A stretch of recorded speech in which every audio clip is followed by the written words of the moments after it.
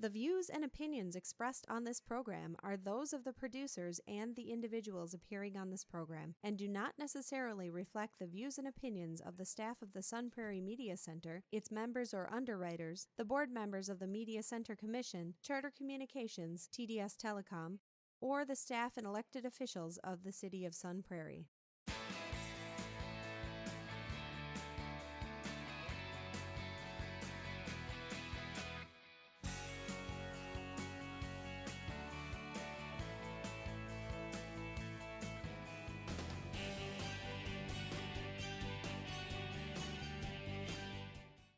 Hello, and welcome to Real Reviews. My name is Jameson Rabbit. The man seated over here next to me is the reason they still make Tahitian treat. His name is Mike Roth. Okay, that is absolutely true. I know I say it's true every single time, but at work I have compartments in my truck, and I always keep Tahitian treat there. It is the superior fruit punch. You know this about me, right? You actually know this about me. This is a true fact. I like the carbonation. Yes, it's sugar water, but once you add that carbonation, it just kind of gives it that tang. Yeah. I keep it there as a treat. It's not something It's I drink fruit. all day. And occasionally I'll have a friend come over and I'll be like, hey there, young chap, you wanna drink? Here. Young Ward, I would like some Tahitian Have treat. some Tahitian treat. That's impressive. That is impressive. It's very. Where do you get all these facts? They're just out there, man. I grab them. Grab these facts. So this week we have a few movies to discuss. The first one is our streaming spotlight. I turned to Netflix for this movie that just came out. It is a film called Wine Country. It is directed by Amy Poehler. It stars Amy Poehler. Also Rachel Dratch, Anna Gasteyer, Maya Rudolph, Tina Fey, Paula Pell, all ladies who were integral into Saturday Night Live for a large period of time. Also stars Jason Schwartzman.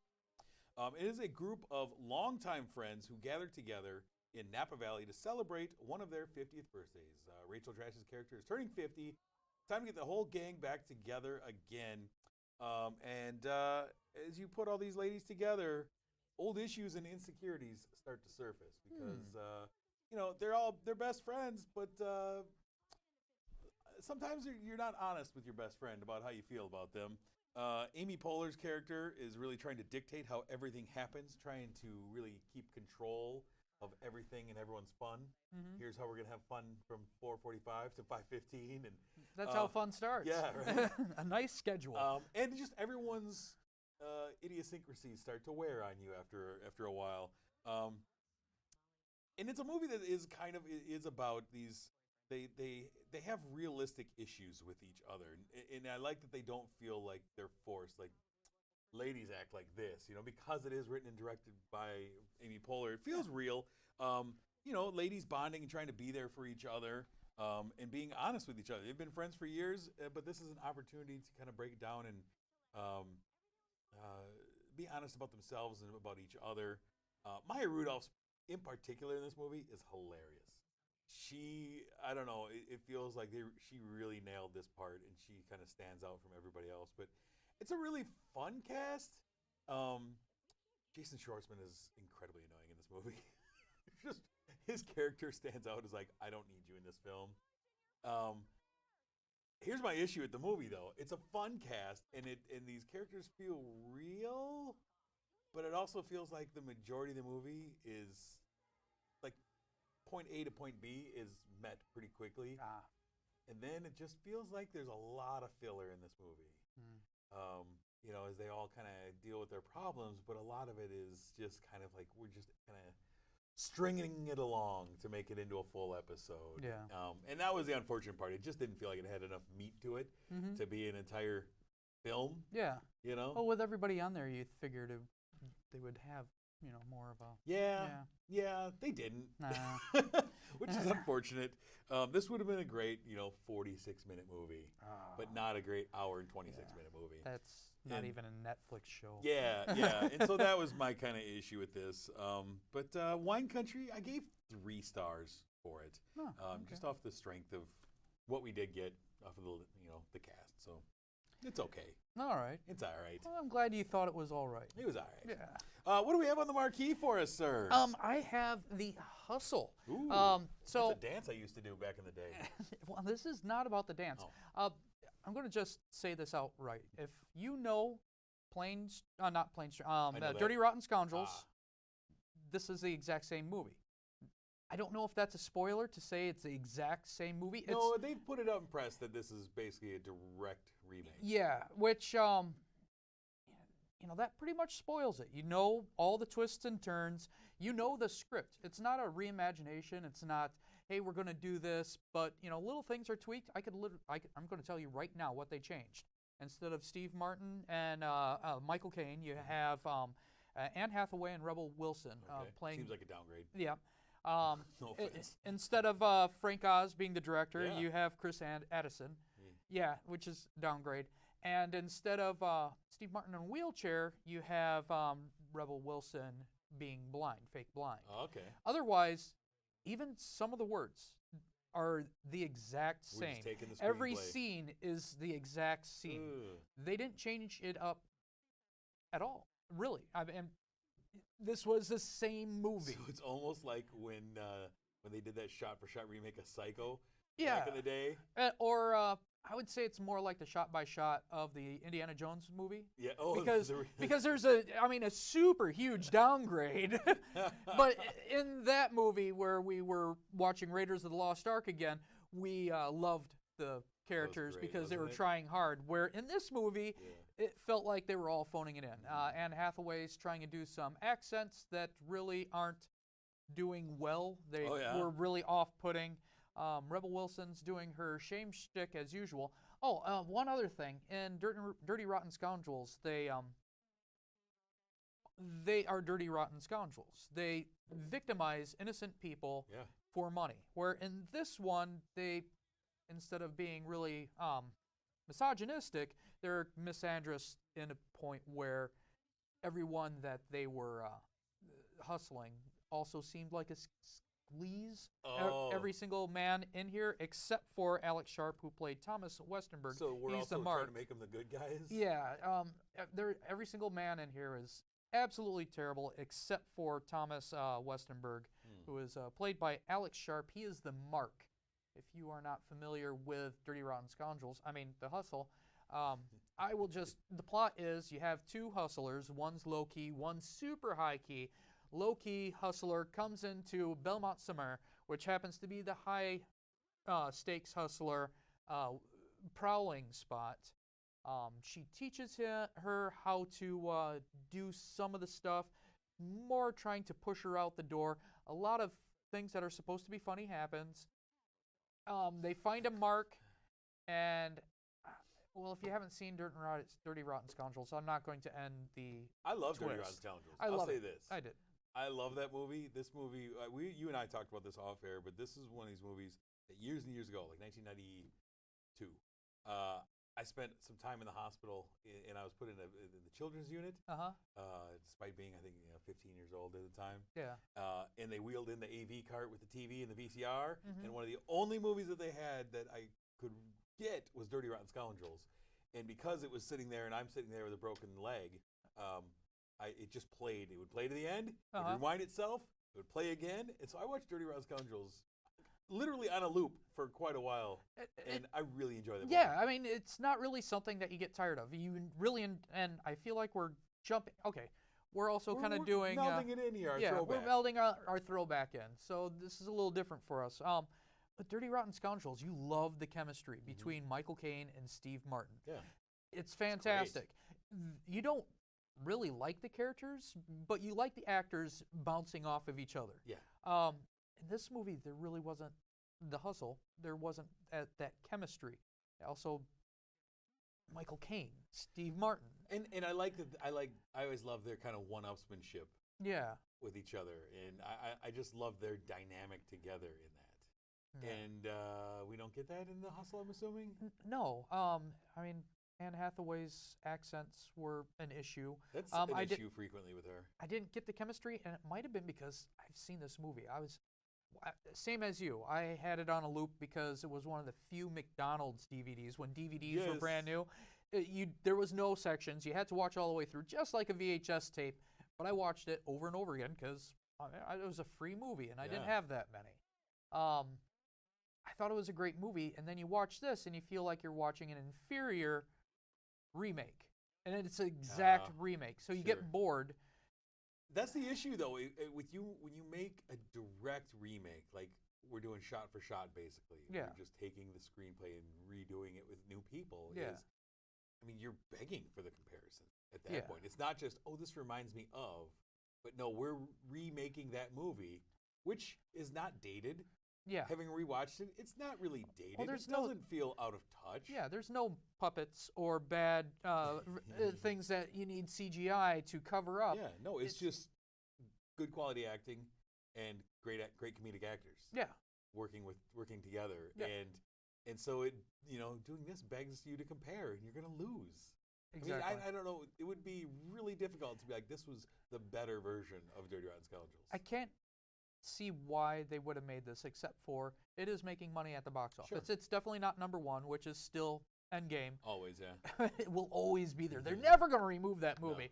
No. Still number one right now. But it's number 3, which is pretty respectable. Yeah. Considering that it's a terrible movie. What did you end up giving The Hustle? I gave it a 1.5.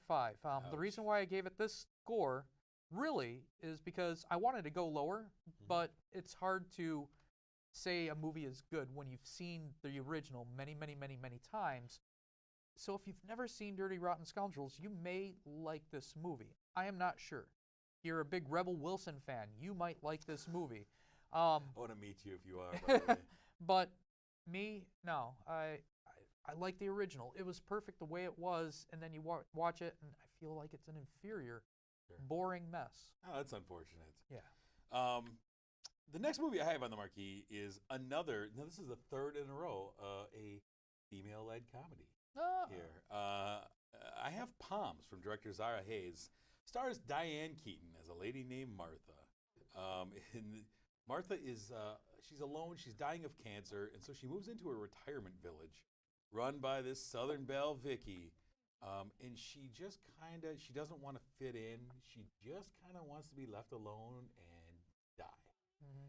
She's kind of at that point in her life. Depression has set in. She doesn't want to get to know anyone in this retirement village, and she really doesn't like the people who are really bubbly and excited to meet her. Yeah. Like, no, thank you. Meanwhile, we have her neighbor, Cheryl, played by Jackie Weaver. Cheryl kind of forces her way into Martha's life and inspires her to form a club, because the big thing in this retirement village is we got lots of different clubs. You got to join a club. You have to join a club to be in this. If there's not a club that you like, you can form one. And so she inspires Martha to form a club that is a cheerleading club for these retirees. Huh. We just have to get 8 ladies together, and we're going to do some cheerleading. So you have these 8 ladies who have very different things that they want out of this club, but a bond is kind of formed about them.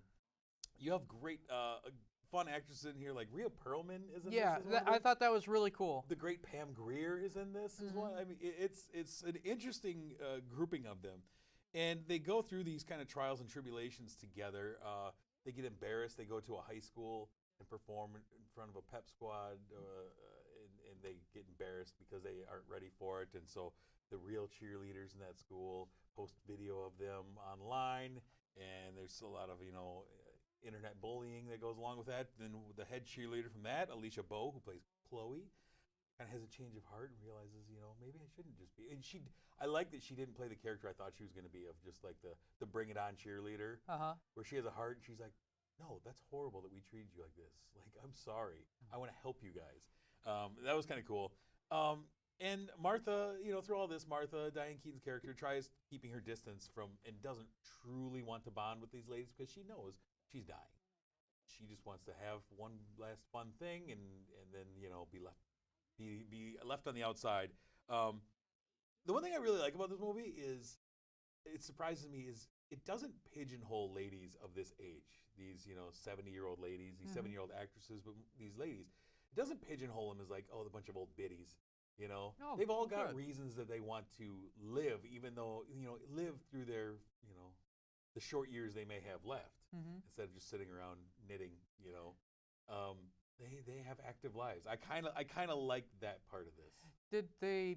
Now, one of the reasons why I didn't see this movie, because there was a bunch of movies that Yeah. are out, but also I don't like these comedies. They seem to always go for the cliche of let's take some stereotypes of old people, exploit that, and that is pretty much the whole It movie. really wasn't that at all. That's what Oh, I good. enjoyed about it. Is it didn't do that. It didn't just be like this is what old people are like.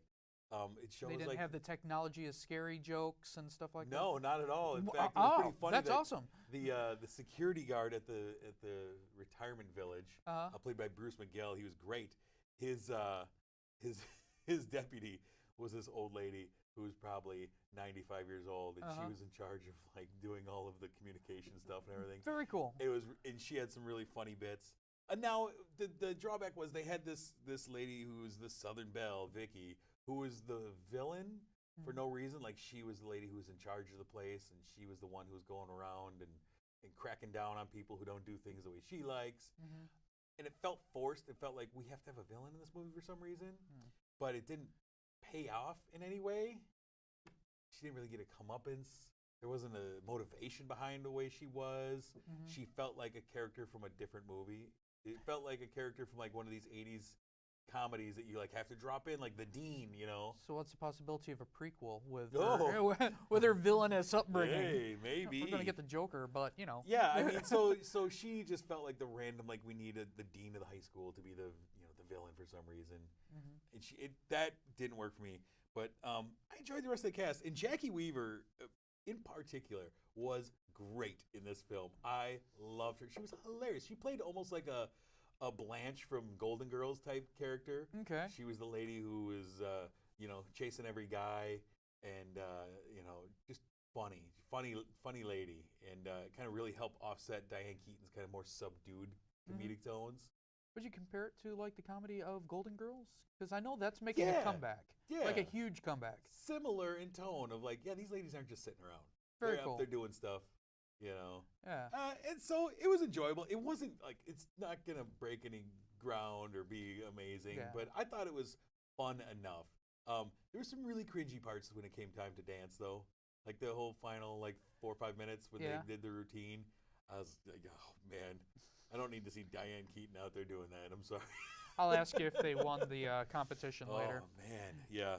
So, anyways, I'll say this: Poms was better than I thought it was gonna be going in. I assumed it was gonna be a train wreck. It was enjoyable enough.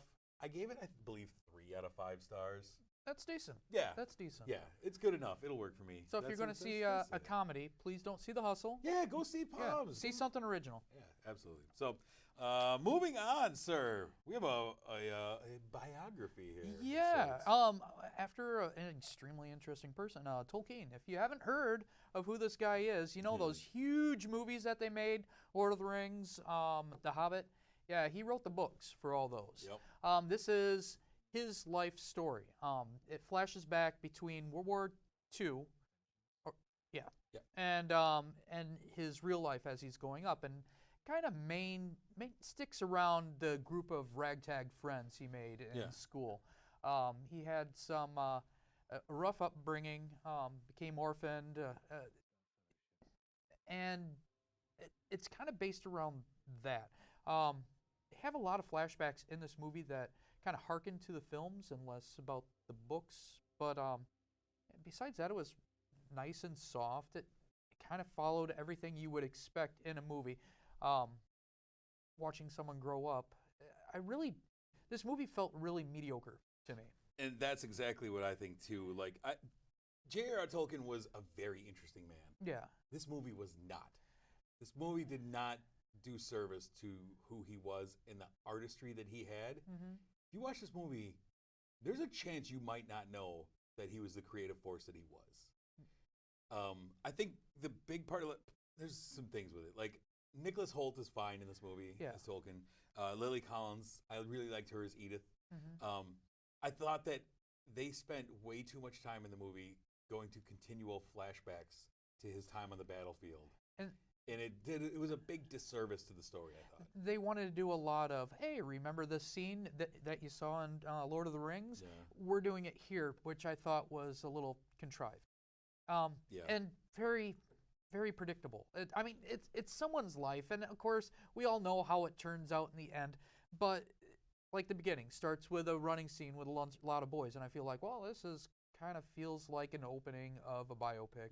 And then they go into a section where he's hiding behind a wall. It's like, oh, you're throwing that back so we could all go, oh, I saw that in Lord of the Rings. And you have a scenes where it's like, oh, this is like Smaug with a dragon. I just felt like they were trying to force stuff that Lord of the Rings on us, but not the book. And it should have been more about the book and less about Peter Jackson's movies. At one point, he starts to see visions, and he sees a vision of the Eye of Sauron, and it's the Eye of Sauron from the movie. Yeah. It's like, oh, he was the guy who made the Peter Jackson movies? Is that who this Tolkien guy is? Yeah, and I thought that was a disservice to this movie also. I do too. I think the movie looked good. Yeah. I thought it was well acted. I thought it was boring. Yeah. This is a nice, I thought it was extremely mediocre. I probably would watch this if I wanted to go to bed and I had to have TV on. Because it's very mellow. It's a lot of long-winded stuff. Flat. When there is something huge that happens, like flashing to the war scenes, it's not that long, and it's also kind of hazed over and looks kind of romantic in a terrible, violent way.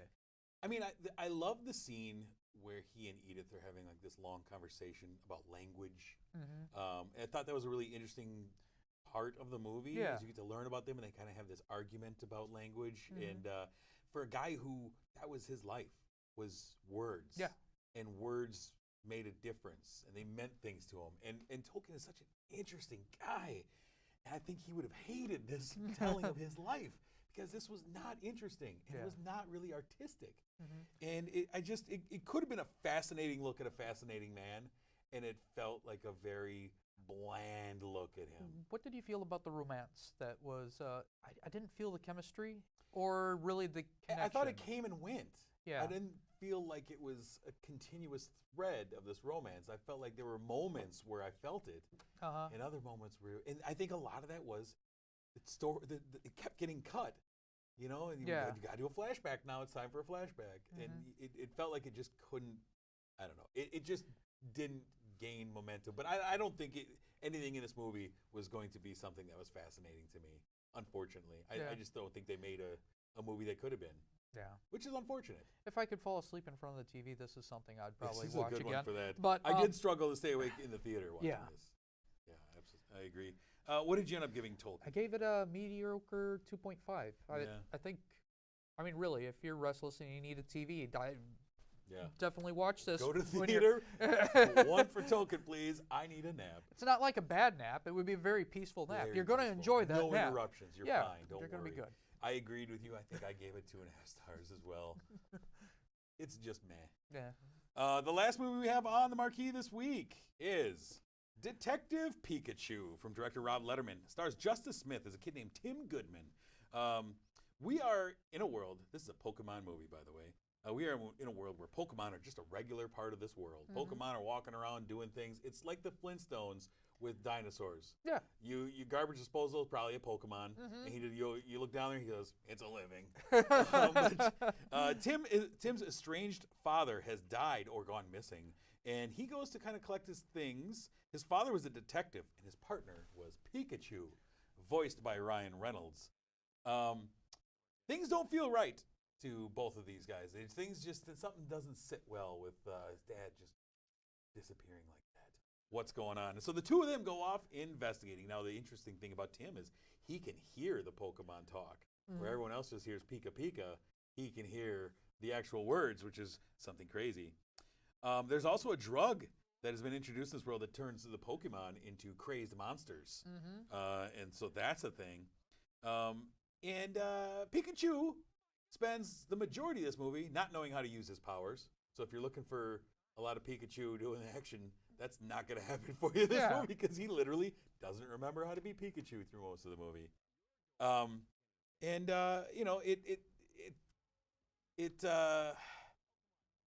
My thing is, I've heard a lot of Ryan Reynolds voiceovers. Yeah. That starts to lose its effect on me after a while. Okay. Like, I've heard much better movies with Ryan Reynolds doing voiceover than this. I still am not sick of it. when I see Pikachu, I hear Deadpool, and you know how much I love Deadpool. Sure. But he doesn't have the potty humor or anything. If I was to have a husband someday, I would like it to be Ryan Reynolds. Oh. Yeah, he's a great guy. Yeah, he is. Not saying you should call me Ryan Reynolds if you're watching this. I'm just saying, I like We'll put him. that on burp on the screen, don't worry.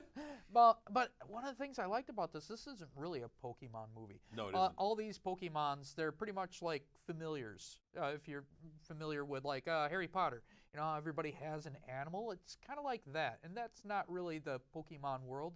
But I like that they thought that the Pokemon was endearing enough to put it in this movie. It wasn't like they made this movie because people like Pokemon. I think they had a script. That was exactly, that's in my notes, is it felt like the Pokemon were added into a movie that was already made. Yeah. Because there's very little Pokemon action. There's very little Pokemon battles.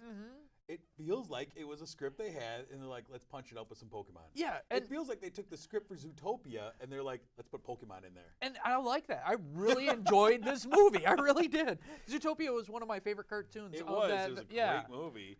It was interesting to me. And I'm not a Pokemon fan, so I went in like, the trailer looked great to me. I like noir detective films.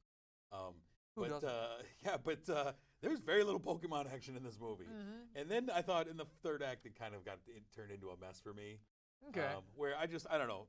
I thought it should have been fun with all these Pokemon. Like, show me these Pokemon, explain to me who they are. Let's see some Pokemon action. Instead, it felt like a slog to me through parts of it.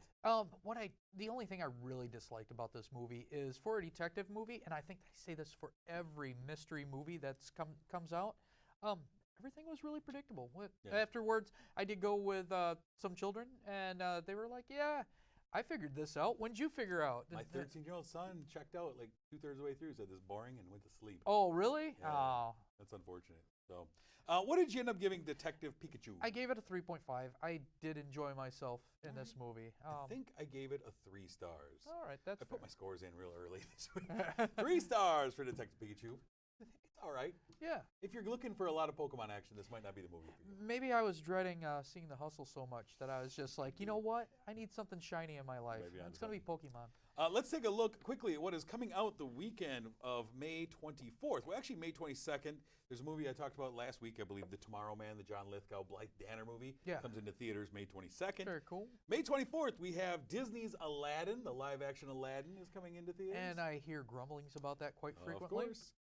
We also have Brightburn, the What If Superman Were Evil movie. Was this part of my top 10? I feel like, this is, I'm looking forward to And then the last one is one that I'm so glad to not have to see the trailer soon. Booksmart. A couple of young ladies about to graduate high school. They're going to go out with a bang. They're going to let it all hang out. It doesn't look that bad. I've been enjoying the prelude. I'm tired of the trailer because I feel like I've been seeing it a lot. I see a lot of R-rated movies, and I see the R-rated trailer in front of it a lot. Yeah. It's like Superbad with a couple of ladies, maybe. Yeah. I don't know. So those are the movies that are coming out May 24th. Before we leave, of course, we want to thank our sponsor, Marcus Theaters, the Palace here in Sun Prairie. Thank you for sponsoring this program. Yes. I enjoy going in there. Yeah, thank you. Get me a little never stop, please, please. The new app came out this week, so if you haven't used it yet, check it out. It's kind of interesting. How do you like it? I'll give my thoughts off air. All right, cool. I think it's a little shinier looking. It is shinier looking, that's for sure. Next week, sir, we have a few movies. One of them, John Wick 3, Parabellum, is coming out. We'll also be talking about The Sun is Also a Star, and Dog's Journey. That dog is still making that journey. If you are that masochist who loves to watch puppies die, Dog's Journey, this is a movie for you. Right? I can't wait for John Wick, but I just can't wait. Next week, I'm going to be wearing my black suit. I'm going to be full John Wicked out. Look at you. You're already I'm ready. You're prepared. I'm already in my John Wick gear. Nice job. So nerdy. Nice job. My son, by the way, went to prom this week. Yeah. He put on his tuxedo, his suit, and he said, I don't know how John Wick fights in these. He said, you need a tactical suit is what you need there, boy. Yeah. Absolutely. All right. Let's get out of here until next week when we meet again. I'm Jameson. I'm Mike Roth. Thanks for watching.